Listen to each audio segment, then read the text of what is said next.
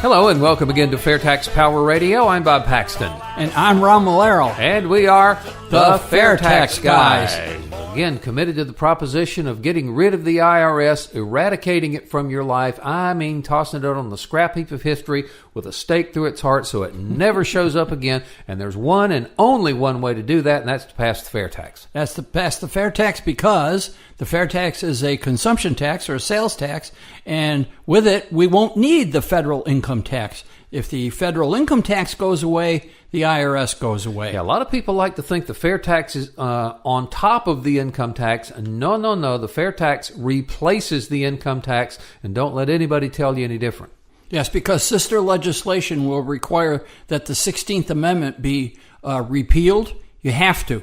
You have to get rid of the 16th Amendment. You cannot let Congress have both the income tax and the sales tax because we know that Congress can't control themselves. We see this by their behavior. And speaking thereof, we have been keeping watch on Congress.gov, so you don't have to, but you can if you'd like, looking at all of the proposed changes that the Congress critters have made to the tax code in this session of Congress, which began back in January. As we're recording this, it's mid-August, and how many do you think we've got now? It's over 800. I remember that. Yes. 868. Now, not all of those will become law. We point that out every time. But the Congress critters have proposed 868 changes to the tax code. At least that's what we could find searching on the string Internal Revenue Code here at Congress.gov. Yep. And you have to put that in quotes, folks. When you do that, you go to Congress.gov and put that in quotes so that you pick up only that phrase. And that's because each proposal to change the tax code starts with to amend the Internal Revenue Code of 1986. So, and can I finish one? This is S-1724, bill to amend the Internal Revenue Code of 1986 to establish a new tax credit and grant program to stimulate investment in healthy nutrition options in food desserts and for other purposes.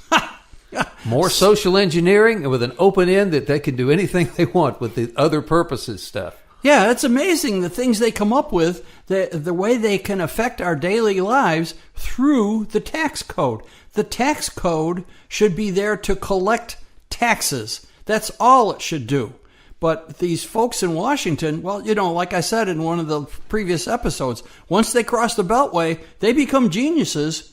I mean, they know everything. They know how we can run every aspect of our lives. So this is a good example. This person wants to delegate something about desserts.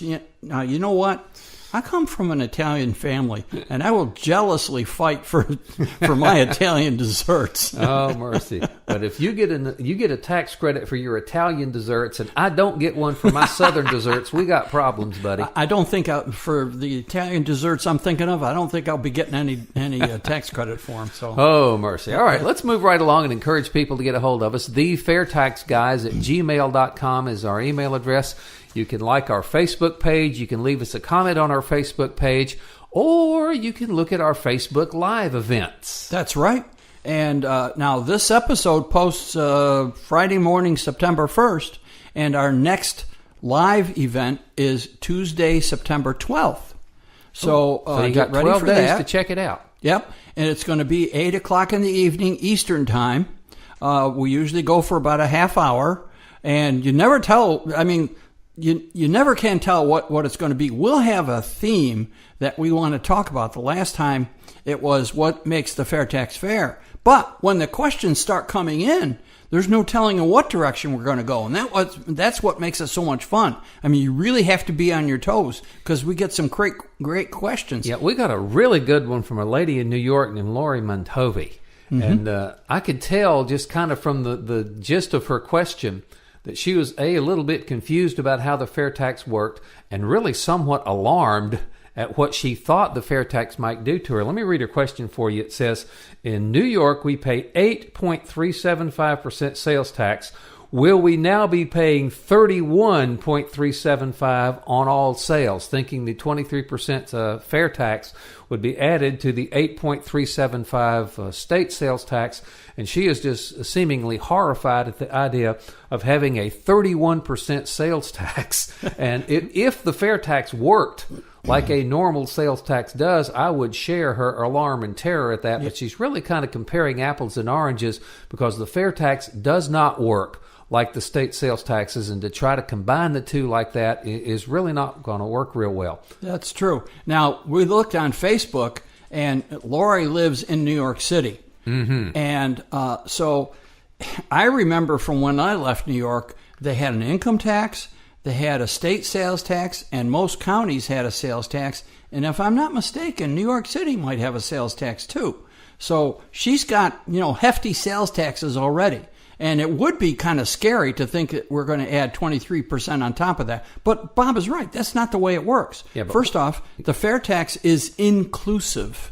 Yeah, that's it. What she was probably thinking is if you pick up a $100 item off the shelf and you've got a 31% sales tax, it becomes a $131 item at the cash register, and that would scare anybody. But that is not how it works. Go ahead. Yeah.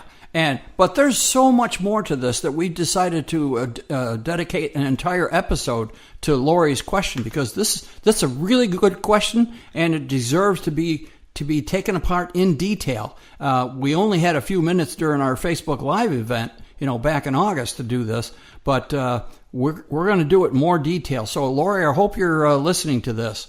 First off, take the inclusivity, all right? The fair tax is inclusive, which means if you buy a $100 item, it's going to cost $100. All right, yep. And the fair tax will be like the taxes on gasoline, included in the price, not tacked on after the fact like most state sales taxes are. Yeah, and that's a great example because everybody's familiar with gasoline. You go to the gas, the gas station, you pump it. Of course, in New Jersey, you're not allowed to pump it yourself. But anyways, in New York, I believe you are. I know you are. So you pump it, you pay the bill, and that's it. But that includes in the price a whole bunch of taxes in there, excise taxes and federal taxes and state sales tax. So that's a really good example of how the fair tax will work. The item is going to include the fair tax. Yeah, and the difference is when you buy fuel, it just tells you your gas is, say, for example, $2.30 a gallon. You pump 10 gallons, you pay $23. That's it. Nothing's added on. But when you get your receipt, that's all it shows. X number of gallons at X number of dollars and cents per gallon. You do not see how much tax you are paying. With the fair tax, you will. It would be nice if if they passed a law that said the gas receipt has to show all the different taxes. Mm-hmm. I think if they did, they might be a revolution. Well, that's part of the thing. People do not understand how much government is costing them when these tax costs are hidden from them like that. I mean, it's good in a way that it's not tacked on after the fact. So $100 worth of gas doesn't become $108 worth of gas, by tacking it on after. But it's not good when you are hidden, when the cost of government's hidden from you. Now, another aspect of this is that it's not going to add 23% to the cost of everything, okay? Because we're getting rid of the income tax. Now, for individuals, that's a good thing. For companies, it's a wonderful thing because not only do they have to deal with the income tax, they have to deal with the compliance costs. And for companies, the larger the company, the more complex their tax situation is. And so they're going to rid themselves of not only the income tax, but the compliance costs. And for many companies, the compliance costs are actually worse than the tax itself. So they're going to find it easier to do business and less expensive to do business. So the cost of their product or service is going to come down. All right? So the cost of whatever they're doing, whether it's a product or a service, is going to be less when it gets to the final consumer, you and I. So, yeah, they're going to add a 23% sales tax to it, or it's going to be included in there. But the cost of making that product or providing that service is going to be a lot less, a whole lot less. So that's another aspect of it. So really, let me get back to something that was kind of implied in Laurie's question as well. She was saying, our state has this kind of sales tax, and the fair tax is a federal issue only. We cannot predict exactly how different states are going to react to the fair tax. New York may very well keep that 8.375 and tack that on at the cash register. We don't know. We're thinking that a lot of states, if the fair tax when the fair tax becomes law, that a lot of states will modify their state sales tax to be more like the fair tax, included in the price. And we're saying that one state, Georgia, now is working on a state sales tax. They want to get rid of their income tax and implement a really fair tax type sales tax with a prebate and everything to make it progressive. And that's really good. But how each state is going to handle their state taxes is untouched by the fair tax. That will be up to the individual states to do it the way they want to. Now, when I lived in New York and I had to do, it was time to do your income tax returns at the end of the year. Well, you did your federal income tax first. And then to do your state income tax, you used figures off of your federal income tax and transposed them to various locations on your state income tax. State income tax was obviously a lot simpler. Well, what if we when we implement the fair tax and there is no federal income tax? What's New York going to do? And the other states that have an income tax, there will be no federal income tax return to get numbers off of. So are they going to have to implement their own, beef up their instructions and make their form more complicated and so forth for this? Or are they going to get smart and get rid of the income tax and go to a sales tax? I think they will see once they see how well the fair tax works. And I can guarantee it's going to work. There's over $20 million worth of research backing this thing up. The economists that designed it, they didn't just scribble on the back of a napkin and go home in one afternoon. They did a lot of work, a lot of research, spent over $20 million of private equity. There is not a government dime backing this up. Yep. So we know that the fair tax is going to work. It has been heavily researched. And when states see how well it works, and I got a feeling when it comes in, people are going to really like not having to fill any income tax forms out. They're going to really like not having any withholding taken out of their paychecks, not having any payroll taxes taken out of their paychecks, bringing home the full gross amount. April 15th is just another lovely spring day. The government no longer has any business knowing your intimate personal financial details. There is no downside to the fair tax, and I would think that the states are going to go that way. And this is why what's going on in Georgia and Alabama in their quest to become a fair tax statewide and get rid of their income tax is so important to us. Keep abreast of what's going on there, like on Facebook or wherever you can find out, because that's very important. In Georgia, it has passed their House and it's in the Senate. They need, obviously to pass the Senate.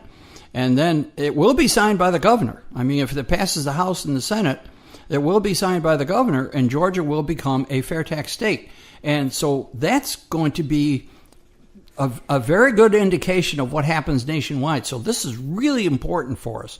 Alabama the same way. They're not quite as far along as Georgia is. So these two incubators of tax reform, of real tax reform, this is something to watch. That's going to be a harbinger of what happens across the whole nation. So this is good. It's kind of exciting. All right. I'm looking back at the transcript of our Facebook Live from a couple of days ago, and this was something I didn't see while it was going on, a question from a gentleman named Paul Lindbergh. He says, by calling the fair tax a sales tax, you are implying 23% will be added to the retail price of everything. Now, that is a common misconception that people who have not studied the fair tax and don't know what the fair tax is all about, and there are some people that will tell you that's what's going to happen just because they want to scare you. And then there are other people who just don't know, how is this going to work? No, Paul, you will not get a 23% increase in the cost of everything because, again, the fair tax replaces the income tax, and all of the tax liability and all the compliance costs that are passed down the line that ultimately end up in the price of all of the retail consumer goods that we buy, all of that goes away. Wholesale prices under the fair tax drop dramatically. The retail price just kind of basically adds in one chunk, the fair tax, all of this other embedded stuff that we're paying anyway and don't see. So the economists that we have working with us with the FAIRtax have said that under the FAIRtax, they expect prices to rise somewhat. Nowhere near 23%. No, not even close. Prices will rise a little bit, but again, you'll have your whole paycheck, no withholding. You'll have your whole paycheck because there's no withholding. There is no payroll taxes. Plus, you'll be getting the prebate, your tax refund, our standard deduction payment, whichever way you want to call it. You'll be getting that every month. You'll have a lot more money in your pocket. So even if the prices do go up somewhat, you will have more purchasing power. So anybody that tells you the FAIRtax is going to add 23% to the cost of everything you buy is just not telling the truth. Yeah. And then there's some of them who say, oh, it's not 23%, it's actually 30%. Because if you take a $100 item and it includes the $23 of the FAIRtax, that means it's $77. So if you look at it like that, well, yeah, that is 30% if you look at it exclusively. But then why don't you look at your current income tax like that? Okay? A 25% tax bracket would actually be closer to 33% tax bracket.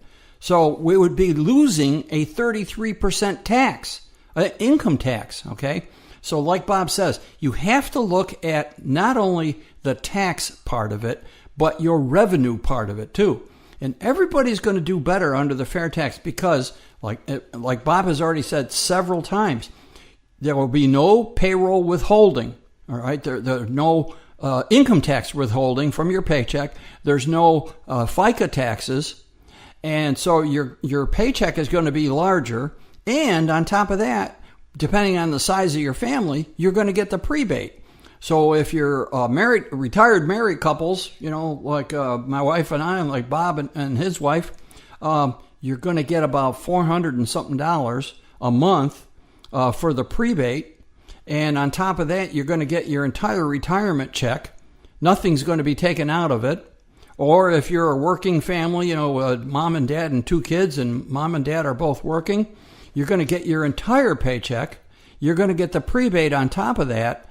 That's going to be good. Yeah, prices are going to go up a little bit, maybe as much as 10%, I don't know. But after a while, things will stabilize. So the purchasing power for everybody under the FAIRtax is going to be much, much better. So don't let these people try to scare you. Now, there's another issue too. People will say, oh, well, when the prices come down, the companies won't drop their prices. They'll just stay the same and keep the extra profits. How's that going to work in the real world? We've seen that before. I remember several times that we've mentioned the fact that a 9/11 related security charge was dropped out of the price of airline tickets. And at first, some of the airlines said, all right, we'll just keep our fares right where they were and pocket what we were paying to Uncle Sam. And one airline came out and says, I think I want a little more market share. I'm going to drop the cost of my tickets and pass that on. And before long, the competitive forces in the marketplace foiled the plans of those guys to pocket what they thought was going to be a windfall. Yeah, I remember coming to this conclusion a while back when somebody said that. Well, the companies will just keep the prices high and they'll pocket the extra profit. What universe are they going to be living in? Is somehow when we go to the FAIRtax, all competition going to stop? No. Companies can't do that now. I mean, if you go down the street and you see a gas station that's suddenly charging $5 a gallon when everybody else is charging $2.30, where are you going to get gas? Okay? I know where I'm not going to get gas.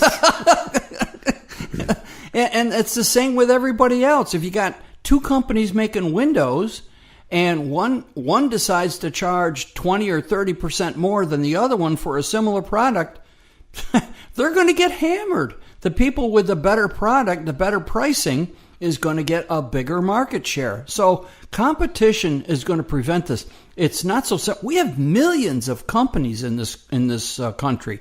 A lot of them are small, some of them are very big, but they all compete with each other when they're making similar products or services. So they have to pay attention very closely to what their competitors are doing. And if their competitors are offering a similar product or service for less money, well then that, your company is going to have to figure out how the heck are we going to compete with these guys? We're going to have to be more efficient. We're going to have to drop our prices. We're going to have to do something to be competitive with them. Competition doesn't go away just because we pass the fair tax. It'll be there stronger than ever, and it will control these companies. So it's kind of naive to say that, the companies are just going to keep their profits and keep the prices high. That's not going to happen, all right? And if a company does try that, they're going to get hammered. Yeah, I mean, they could go out of business. Okay, one more little point I want to hit on here that was brought up by both Paul's question and Laurie's question on our Facebook Live thing. They seem to be fearing a large sales tax. 23% is a huge sales tax. Yeah. But what you got to understand is that the fair tax is not going to really add to the cost of anything we've got, because what we're doing, the fair tax actually just changes the point at which Uncle Sam gets his. Your total tax burden under the fair tax is really not going to change much. What is going to change is the point at which Uncle Sam gets his money from you, from when you earn it to when you spend it. And in the process, tax returns go away, withholding goes away, you get a prebate, all this really stuff goes, but you are not going to get a higher overall tax burden. People that are trying to tell you that are trying to get you to believe that the fair tax is imposed on top of the income tax. It is not. It is a replacement for the income tax. So your overall tax burden under the fair tax is really not going to change too much, and you have some more control over that. That's right. That you don't have with the income tax. You can decide to buy used instead of new. No fair tax on used goods. You can decide to buy a Chevy instead of a Cadillac, or a Ford instead of a Lincoln. How much you spend determines how much federal tax you pay, period. And Bob's example of gasoline, with the hidden taxes in there, the excise taxes and everything, is very good, because right now, everything we buy has hidden taxes in there. They're called the embedded costs, which we've talked about time and time again. Everything we purchase has embedded in, they're not on the receipt, but they're there, all right? Embedded in the cost of that product or service is all what the company has to do to keep up with the tax code, paying the tax and complying with the tax, and doing research to make sure they're not paying more tax than they should have. In other words, legal avoidance of unnecessary taxation. So all of that costs them. It costs them, and sometimes it costs them dearly. And for small companies, they sometimes can spend 7 times more in compliance costs than the actual tax itself. So when the fair tax goes in and the income tax goes away, think of all those expenses that they're not going to have to deal with anymore. And that's going to come back to us, the consumer. They're going to be able to drop their prices significantly, by not having all that income tax gobbledygook to deal with. I always try to pick on people. Understand that when you buy something, the cost of labor and materials is included in the final price. But if there is an income tax imposed on that business, then those costs are passed down the line just like everything else. And services as well. People sometimes have a problem with the sales taxes on services.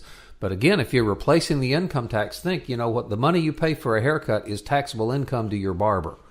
So if you pay money for a haircut, some of what you give your barber ends up at the IRS as that barber's income tax. Yeah, same with the plumber. So if we make the income tax go away, then you just replace what's going up there as that barber's income tax with a fair tax. The government gets about the same amount of money. The price is about the same. But again, no income tax, no tax returns, no withholding, no all this stuff.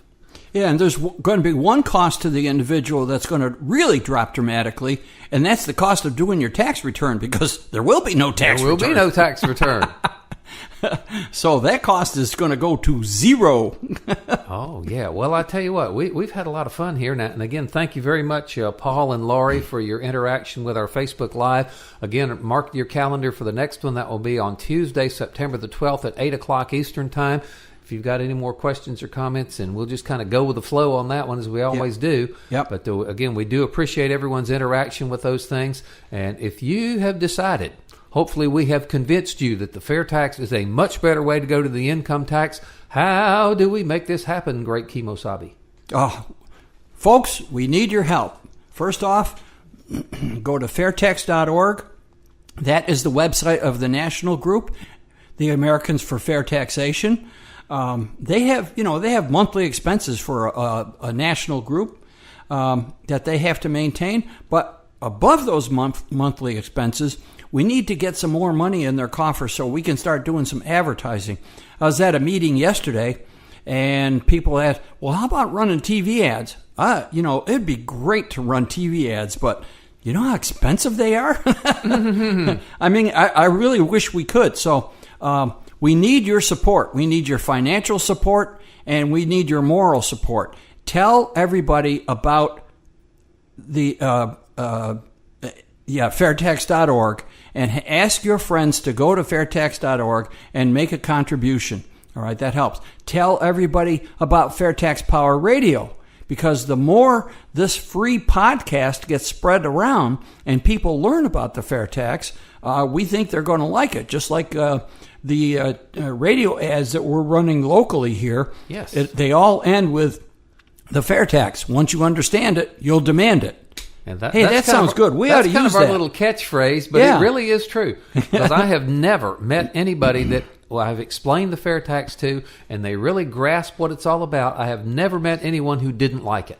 Yeah, the only people who don't like the fair tax are like lobbyists, because they have a really nice job selling off pieces of the fair tax to Congress people. All right. Oh, yes. Yeah, and so lobbyists and current Congress critters themselves. Yeah, some people in Congress. We have some people that understand that the tax code is terrible and it needs to go away. Some people in Congress, but unfortunately, we have some people in Congress that make a career out of it, and they use the tax code to line the coffers of their campaign cash. Yeah, I'll tell you what, here's the one thing you need to keep in mind. The tax code we have today is exactly what the political class, the politicians, want us to have, because they're in control of it. They can make it say anything they want to, and they say, as we say, we've got 868 proposed changes to it in this Congress alone. They're constantly monkeying with it. They get away with it because nobody's watching. And if we're going to get real tax reform, and by real tax reform, I don't mean just shrinking the number of tax brackets and cutting down on the rate a little bit. I mean yanking the income tax out by the roots and replacing it with a fair tax. That is the only real tax reform on the table. And if we're going to get that, we're going to get it kicking and screaming. We're going to have to drag the politicians kicking and screaming to the table to make that happen. That's why we need your help. Yeah. And remember the example at the beginning of this podcast, the amendment to stimulate investment in healthy nutritional options for food desserts. Oh, come on. We don't need this in a tax code. And other purposes. Don't forget the other purposes that they're throwing in on. Yes, the other purposes that are kind of scary. So help Americans for Fair Taxation. Whatever state you're in, there's probably a state organization. So look it up and help them out. Become a volunteer. Donate your time. Donate your money, whatever you can do. This is a worthy cause, folks, and it's going to take a lot of us, grassroots efforts to get this done. So we need your help above all. Again, so check this out. If you have a state organization, get involved with it, even if it's just to the point of putting your name on the roll so we can count you. If you can go out and do presentations, if you can talk to people about the fair tax, more the better. Just joining the organization does not obligate you in any way, and you can join at whatever membership level you want to. Your membership dues are what you want to pay, not what the club charges you. That's right. Yep. And you can contact us at thefairtaxguys@gmail.com. Don't hesitate to send us a question or comment, or, whatever's on your mind. Send it along. So, all right, and be with us again on September the 12th, Tuesday night, 8 p.m. Eastern Time for our next Facebook Live event. Until then, that's going to wrap it up for this edition of FairTax Power Radio. I'm Bob Paxton. And I'm Rob Malero. The FairTax Guys, again reminding you that the fair tax is America's big solution, and once you understand it, you'll demand it.